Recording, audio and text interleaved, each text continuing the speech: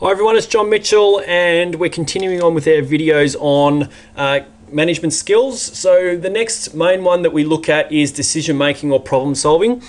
Now decision making and problem solving are normally classed as the same thing, and often what happens in exams is that, if you ask for two management skills, some students will write decision making as one, describe all that, and then implement it, and then do problem solving, and that is classed as the same management skill, so they can only get half marks. So just be really careful. Well, that's what's happened in the past anyway. So just be really careful with decision making and problem solving. For the last 5 or so years, I've classed it as the same skill. So what is it? Well, decision making is making choices from a range of alternatives, and managers of all levels need to make decisions and solve problems. So there's a decision making or problem solving process that you can go through, and again, this is not specified in the study design, but it is expected that you know a decision making or problem solving process. So as long as it is a logical set of steps to go through, then that will be fine.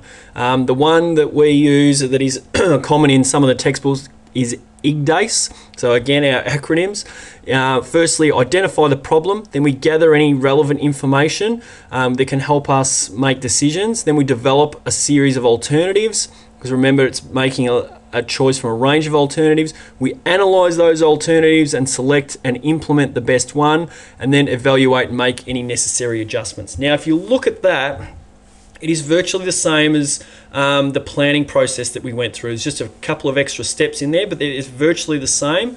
So it's just any kind of logical set of steps. Just think, no matter when you're making a decision or trying to solve a problem, this is a logical process that you would go through in your mind. Whether it be a large problem or a small problem, these are the kind of steps that you would go through. So it just has to be a logical set of steps, and we use the acronym IGDACE to help us remember that. Delegation is the process of handing over authority from a manager to employee, and the manager will often give guidelines to the employee before they carry out the task. So they might give them some instructions, or they might give them some limitations such as a budget or a time frame that needs to be done. So some kind of guideline.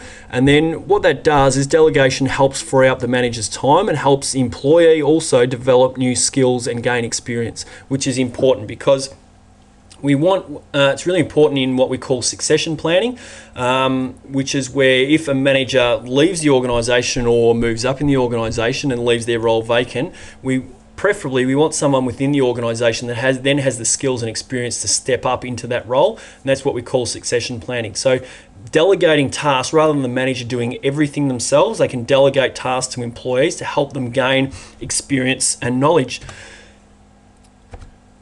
There are real benefits to both the employee and the manager. The benefits for the employee: more responsibility, which helps improve their morale and motivation, helps them develop skills and experience, and enhances the possibility for promotion because all of a sudden they're becoming more skillful and more valuable to the organisation. Benefits for the manager is that their time is freed up. Again, succession planning, which I mentioned before, less stress because they've got more time on their hands, and what they can do, rather than focusing on smaller day-to-day activities, they might be able to focus more of their time on higher level tasks, which could be, rather than working in the business, working on the business type things. So, working on the future of the business and those kind of higher level activities. Time management is the ability to prioritise tasks, set deadlines, and delegate. So delegation is really important in time management. And as we know, time is a limited resource. It's one thing we can't get back. There's 24 hours in the day. We can't gain more of it. So the better use a manager makes of their time, the more productive they will be. And often managers will be in demand during work hours. They'll have employees and suppliers and those type of things gaining their attention, taking time away from them. So it can be difficult to get their own work completed during those hours. So it's important that they have really good time management skills so that they can do their own work and also work on the business.